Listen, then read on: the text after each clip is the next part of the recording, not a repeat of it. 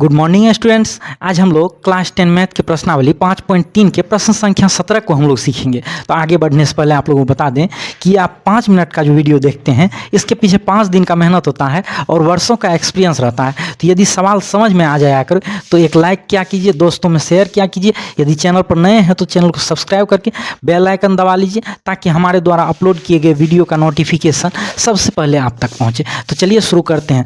देखिए 17 नंबर का सवाल दिया हुआ है। एक स्कूल के विद्यार्थियों ने वायु प्रदूषण कम करने के लिए स्कूल के अंदर और बाहर पेड़ लगाने के बारे में सोचा। यह निर्णय लिया गया कि प्रत्येक कक्षा का प्रत्येक अनुभाग अपनी कक्षा की संख्या के बराबर पेड़ लगाएगा।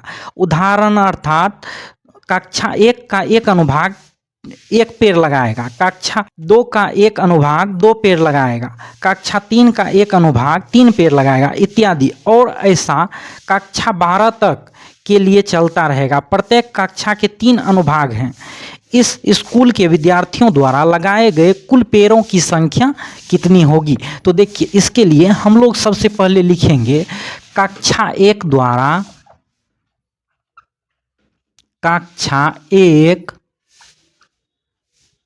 द्वारा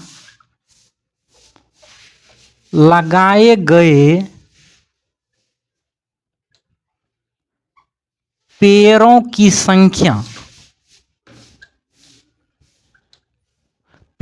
संख्या बराबर। तो देखिए कक्षा 1 में जो स्टूडेंट है तो वो 1 पेड़ लगाएगा, लेकिन प्रत्येक कक्षा का 3 अनुभाग है।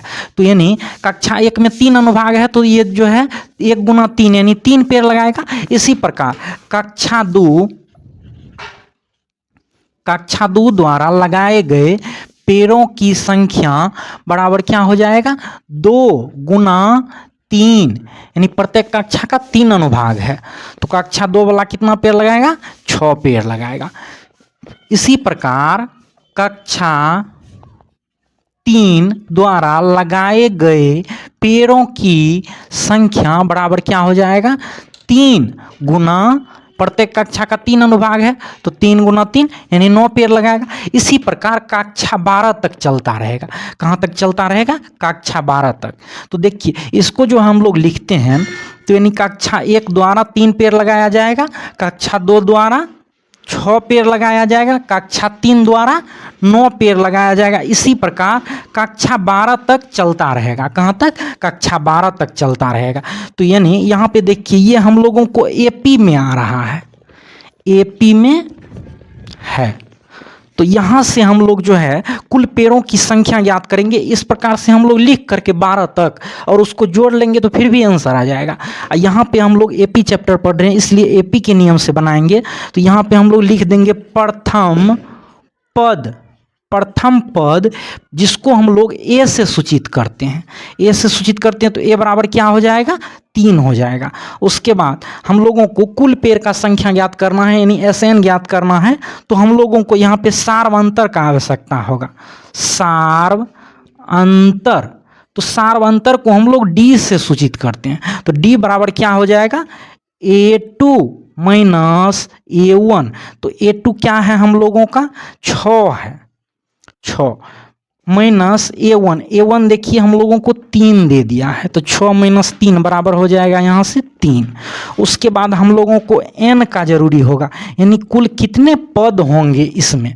तो कुल कितने पद होंगे? कक्षा 12 तक के विद्यार्थी पेड़ लगाएंगे तो यानी n का संख्या क्या हो जाएगा? 12 हो जाएगा। तो यहाँ से देखिए अब हम लोग कुल पेड़ों की संख्या ज्ञात करेंगे। तो इसके लिए हम लोग SN वाला फार्मूला लगाएंगे। तो SN बराबर होता है n/2 into 2a plus n-1 into D, ये फार्मूला होता है। तो देखिए SN के जगह हम लोग 12 रखेंगे तो S12 बराबर हो जाएगा 12/2 इंटू 2 गुना a का मान हम लोगों को 3 दे दिया है प्लस n का मान हम लोगों को 12 माइनस 1 इंटू डी का मान 3 निकला है तो 3। तो इसको देखिए हम लोग सॉल्व कर लेंगे। 2 छाके 12, 6 बार में कट जाएगा। तो यहाँ से हम लोगों को आ जाएगा S12 बराबर 6, 2 तिया 6 प्लस 12 में से 1 घट जाएगा 11, 11 तिया 33 प्लस का 33।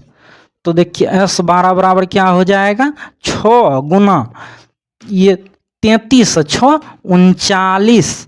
तो देखिए हम लोग गुना करते हैं, 6 नमा 54 के 4 बाकी 5, 6 तिया 18 5 23, यानी 234 पेड़ का संख्या हो जाएगा। ये हम लोगों को आंसर आ गया।